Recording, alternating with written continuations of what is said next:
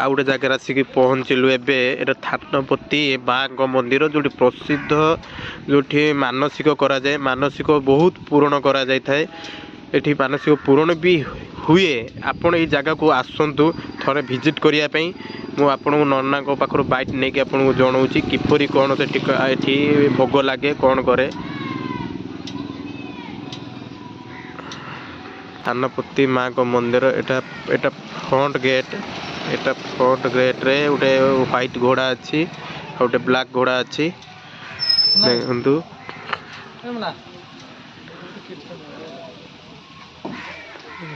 ଥାନପତିର ମାଙ୍କ ମନ୍ଦିର। ମାଲୋ ଏଠି ପକ୍ଷତ ମା ଏଠି ଅଛନ୍ତି, କିନ୍ତୁ ମାଙ୍କୁ ଦେଖନ୍ତୁ। ଆମ ନନାଙ୍କ ପାଖରୁ ଦେଖନ୍ତୁ ଏଠି ଗୋଟେ ପାଖରେ ଦେଖନ୍ତୁ ବର ଗଛ ଗୋଟେ ଅଛି। ପତ୍ର ଯେତିକି ନାହିଁ ସେତିକି ଏଠି ମାନେ ଡୋରି ବାନ୍ଧିଛନ୍ତି ମାନସିକ ପାଇଁ। ଦେଖନ୍ତୁ ଥରେ ଏଠି ଭିଜିଟ୍ କରିବାକୁ ଆସନ୍ତୁ ଏ ଜାଗାକୁ।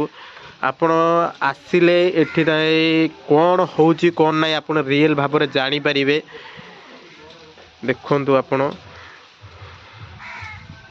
ମୁଁ ଯେତିକି ଭିଡ଼ିଓ କରୁଛି ଆପଣ ସବୁ ରିଏଲ୍ ଭାବରେ କରିକି ଦେଖାଉଛି। ଦେଖନ୍ତୁ ଏଠି ଗଛର ପତ୍ର ମୁଁ ଦେଖୁଛି ଯେତିକି ନାହିଁ ଆପଣ ବିଶ୍ୱାସ କରିବେନି। ଏଠି ସେତିକି ମାନସିକ ଏଠି କରିଛନ୍ତି। ଦେଖନ୍ତୁ ମାନେ ଗଛ ପତ୍ର ପାଖରୁ ମାନେ ଦେଖନ୍ତୁ ଡାଳ ପୁରା ଫୁଲ୍ ହେଇଯାଇଛି। ଦେଖନ୍ତୁ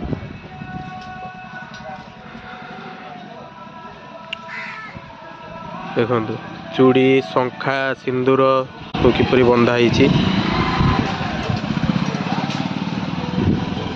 ପ୍ରଭୁ, ମନ୍ଦିରଟି ବହୁତ ସୁନ୍ଦର ହେଇଛି।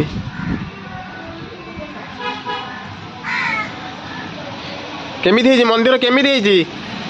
ବଢିଆ ହେଇଛି, ବହୁତ ସୁନ୍ଦର ହେଇଛି ମନ୍ଦିରଟି।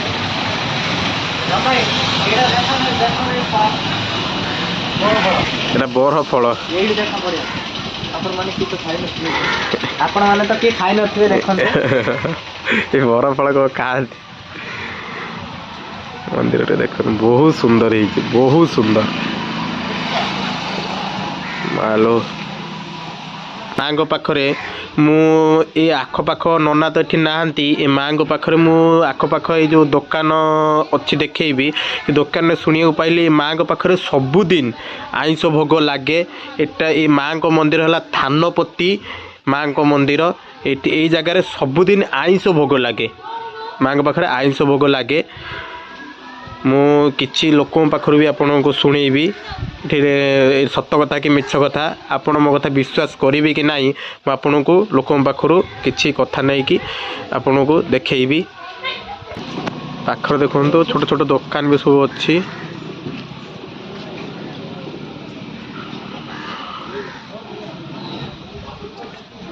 ଏ ପାଖ ସାଇଡ଼ରେ ବି ସେ ମନ୍ଦିରରେ ଦେଖନ୍ତୁ ଘୋଡ଼ା କେତିକି ଉପରେ ସବୁ ରଖା ହେଇଛି।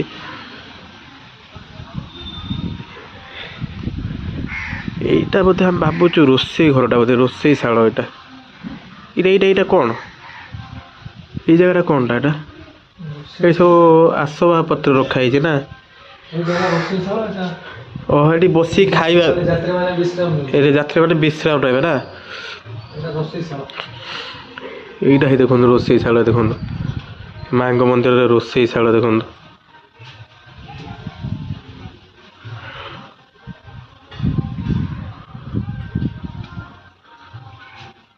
এটা ରୋଷେଇ ଶାଳଟା।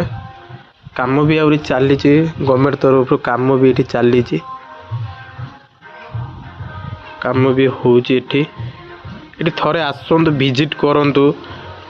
ଏଠିକି ମୁଁ ଆପଣଙ୍କୁ ରିକ୍ୱେଷ୍ଟ କରି କହୁଛି ଏଠିକି ଆସନ୍ତୁ, ଭିଜିଟ୍ କରିବାକୁ ଆସନ୍ତୁ ଥରେ। ଆପଣ ମାନସିକ ବି ଏଠି ଥରେ କରିକି ଆପଣ ଦେଖନ୍ତୁ ଏ ଜାଗାରେ କ'ଣ କେମିତି। ଭିତରକୁ ଯାଇ ହେଉଛି ହେଇରେ ବାପ। ଓ ଶାନ୍ତି ଜାଗା ହେଇଛି ରେ। ଏଠି ବସିକି ଖାଇବା ପାଇଁ ଏଇ ଜାଗାଟା ହେଇଛି, ଏଠି ବସିକି ଖାଇବେ। କିନ୍ତୁ ଗଭର୍ଣ୍ଣମେଣ୍ଟ ଟିକେ ଯାହାଫଳରେ ଏଠି ତଳ ଅଞ୍ଚଳ ହେଇଯାଉଛି, ଯାହାଫଳରେ ଗଭର୍ଣ୍ଣମେଣ୍ଟ ଏଠି ପହଞ୍ଚିକି କାମ କରିପାରୁନି, ଯାହାଫଳରେ ଜିନିଷ ଭାଙ୍ଗିଗଲାଣି, ତୁଟିଗଲାଣି। ଦେଖନ୍ତୁ କେତେ ଭାଙ୍ଗିଗଲାଣି, ତୁଟିଗଲାଣି। ମୁଁ ଆପଣଙ୍କ ପାଖକୁ ରିକ୍ୱେଷ୍ଟ କରି କହୁଛି ଗଭର୍ଣ୍ଣମେଣ୍ଟ ପାଖରେ ଏ ବାର୍ତ୍ତା ପହଞ୍ଚାନ୍ତୁ, ଭିଡ଼ିଓକୁ ବହୁତ ମାତ୍ରାରେ ସେୟାର କରନ୍ତୁ ହେଲା। ମୁଁ ଆପଣଙ୍କୁ ଜଣାଉଛି, ବହୁତ ବହୁତ ଭଲ ଭଲ ଜିନିଷ ଆପଣଙ୍କୁ ଦେଖାଉଛି।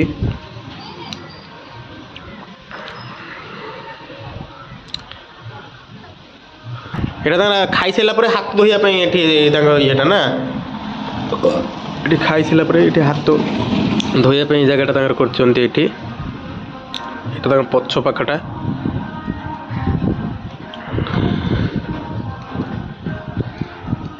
ପାଖରେ ବି ଗୋଟେ ଭଲ ସୁନ୍ଦର ପୋଖରୀ ଅଛି, କିନ୍ତୁ ଯାହାଫଳରେ ଗଭର୍ଣ୍ଣମେଣ୍ଟ ପାଖରେ କାମ କିଛି ପହଞ୍ଚିନି, କିଛି କାମ ଗଭର୍ଣ୍ଣମେଣ୍ଟ ଆସି ନ କରିଥିବାରୁ ଆସ୍ତେ ଆସ୍ତେ ଏଠି ଖରାପ କରିଦେଇ ସାରିଲେଣି ପୋଖରୀଟାକୁ। ଆଉ ଏଇଟା ପଛ ପାଖ। ମାଆଙ୍କ ପାଖରେ କ'ଣ ଭୋଗ ଲାଗେ କିଛି କହିପାରିବେ କିଛି? ଏ ମାଆଙ୍କ ପାଖରେ ମାନେ ପ୍ରସିଦ୍ଧ ଭୋଗ କ'ଣ ଲାଗେ? ଜନ୍ତାଳ ମାନେ କ'ଣ ହୁଏ? ମାନେ ଆଇଁଷ ନା ନିରାମିଷ? ଆମିଷ ମାନେ କ'ଣ? ମାଛ ଭୋଗ ଲାଗେ ମାଆଙ୍କ ପାଖରେ। ଘାଣ୍ଟ ମାନେ ପ୍ରତିଦିନ ମାଆଙ୍କ ପାଖରେ ଆମିଷ ଭୋଗ ଲାଗେ। ଗୁରୁବାର ସୋମବାର ଛାଡ଼ିକି ଆଉ ସଂକ୍ରାନ୍ତି ଛାଡ଼ିକି ଆଉ ସବୁଦିନ ଘାଣ୍ଟ ଆମିଷ ଭୋଗ ଲାଗେ ଏଠି। ଆଜ୍ଞା ଆଜ୍ଞା, ଧନ୍ୟବାଦ।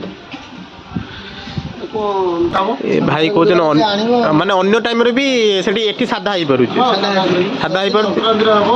କିନ୍ତୁ ମାଆଙ୍କର କିନ୍ତୁ ଏଠି ଆମିଷ ଭୋଗଟା, କିନ୍ତୁ ମୁଖ୍ୟ ଏଠି ଆମିଷ ଭୋଗଟା ଏଠି ଲାଗେ। ଏଠି ମାନସିକ କିନ୍ତୁ ମୁଁ ଦେଖୁଛି ଗଛ ପାଖରେ ଏତେ ଚୁଡ଼ି ଶଙ୍ଖା ବନ୍ଧା ହେଇଛି, ମାନସିକ କିନ୍ତୁ ଏଠି ବହୁତ ମାତ୍ରାରେ କରାଯାଏ ନିହାତି ନା। ଆଜ୍ଞା ଆଜ୍ଞା, କଟକ ଭୁବନେଶ୍ୱରରୁ ଲୋକ ଆସୁଛନ୍ତି।